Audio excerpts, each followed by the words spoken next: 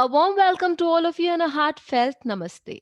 I, Anuradha Sharda, would like to thank all of you for liking our content and our channel.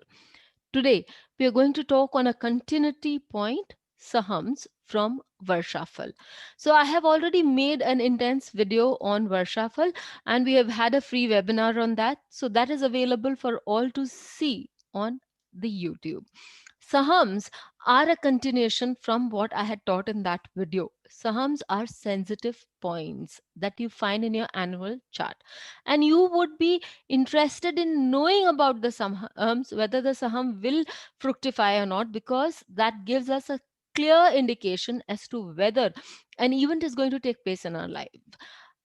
For starters, one house, the seventh house in our chart, can give us various interpretations. It can talk to us about whether we're going to do a higher study, whether we are going to get a partner in life for personal reasons, or partnerships in life for professional reasons. It can also denote our ability to see the world in a great deal. So how do I know whether I will be going to do higher studies, or would I be finding a partner in life? For that, finding out the Vidya Saham, or for that matter, the Vivaha Saham, would definitely help me a great deal. So this is one of the reasons why Saham in annual charts for a person comes very handy and is very beautiful for us to understand.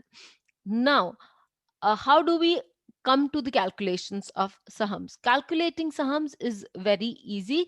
It is the adding of certain longitudes of certain planets and certain other sahams, but for those, it needs a lot of calculation, in the sense that we need to practice it a lot. Nowadays, all softwares, and especially the good ones, give out the calculations very nicely. So let us take up the chart of Rekha, which I have taken in that previous video also, and I have come to describe how that saham can be seen. I go to the Tajak chart, the 1977 chart. I put the Tajak chart here. Then I go to the basics. When I go to the basics, I on this basic window, I uh, click the right click, and right down there I see the sahams. There are two types of sahams. One is the natal sahams and the other is sahams. I'm looking for sahams for that particular year. I come to see what I wanted in that year. That is the Punya Saham, which talks about good deeds and fortunes. So now that we have understood how to see it on a software, especially the Jehora, let us move ahead and talk about the particular Saham that we are talking about today. Today we are going to concentrate on Punya Saham. What do you mean by Punya? This is, as per spoken Sanskrit, Punya. As we all know, punya means many things can be, or rather many meanings of punya can be derived from this word, because Sanskrit as such is a language which has many meanings attached to one word. So punya can mean virtue, it can mean pure, it can mean something which is a religious ceremony, it is something which is a righteous deed, it is a moral act, a meritorious act, something which is good or right, something which is pleasant, something which is auspicious and sacred. So, all these things, all these meanings will have a very strong connection with the Punya Saham, something that would be sacred, something that would be done right, something a person will be doing a pleasing act, an act that will give a person a lot of benefit.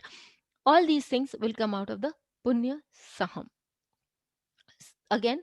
So this is a saham, or this is a sensitive point in the annual horoscope that will reflect whether you will be getting the benefits of a past good deed that you have done, a meritorious act that you have done.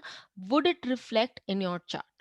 So if it is, definitely in your 1 2 3 5 7 5 9 10 11th houses, if this punya saham is falling in these houses, obviously it will give you good results. It will also, according to the house that it is falling, give you those kind of results, and it will also give you a lot of benefits. But again, one thing that you need to understand is it having a lot of good aspects of other planets? If it is having the aspects of benefics, then these results are magnified. On the other hand, if malefic effects are there, then the results will be mixed in category. Again, if these if this saham falls in 6th, 8th or 12th house, then this saham, though named punya saham, can give bad results. But if there are benefic influences on this saham, then it gives a mixed results. In the beginning of the year it gives good results, and later on, in the beginning of the year it gives inauspicious results. Later on, these inauspicious results finally tend to give you good results. So we see that it will definitely have a lot of connection, but the point of placement holds lot of weight. What I also did was I also put in nakshatras. I saw what the nakshatra was, and then I assessed the result. It gave me very very clear picture when I was seeing whether a person actually has a good punyasaham or not. Also, what makes the difference is that where how does the mantha support it? If the mantha is supporting it well enough, then definitely a person will have a lot of gains with this punya saham. When we are doing any saham, Tajik Nilkanti says very very clearly on that point that when you're doing any saham, it's very important to find out the punya saham for that year. Because if there are not enough merit in your bank account, if there's not enough balance in your bank account, no matter what other good deeds that you have to encash, they will not be encashed to that limit. So it's very important to judge the punya saham of every year, and then we move forward. So having said so much about the punya saham, it's very important to check it out in charts. First and foremost, I take the chart of a very known person of mine. And as I have said in that Saham's video, I have mentioned it for a fact that we will not take this lagna as is given here, but we'll take the lagna of the natal chart of the person. The lagna of the natal chart of that person was Virgo lagna. Okay. And for the Virgo lagna, now, as I saw in the year 2019, for the person, the punya saham came in the 5th house along with muntha, and it was in the nakshatra of, uttara bhadra, uttara ashada. Taking these things into consideration, let us move forward. If it came in the 5th house, Punya Saham, it denoted good things. It is also aspected by a hidden aspect, hidden support of Sun through the 3rd aspect of Sun. So it gives a person the courage, the vitality to work. The 5th house also has the Muntha, which is a good place to be, and it is supported by the Muntha. The 5th house is your house of creativity. The 5th house is a house of your crisis management. The 5th house is the house of Gyan, or the process of knowledge into uh, in a uh, in a better manner, or the processing of knowledge and using it as from your perception, and also getting higher knowledge, learning new things, opening of new avenues. Punya in the Parasari system also can be seen very beautifully from the 5th house. So when you correlate these things, you see that this is should be one of the very beautiful years in terms of exercising a person's, or putting a person on a new path, or putting a person on a path where the person would be able to do good things, would be able to do a lot of crisis management. Now, when we come to the personal life of what happened to the person in that year, the person started off with getting working as a crisis management for a small company. Then the person moved ahead and started learning new things in terms of IT. Let's not forget the fifth house is also the house of cinema. It's also the IT industry now that we can take it, and the third house also.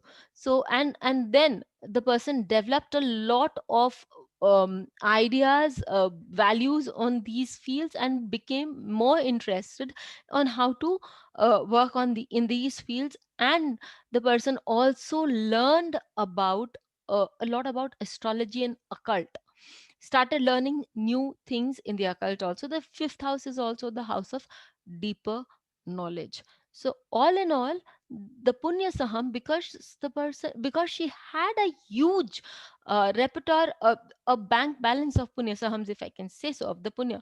So she was able to work out through those, through that.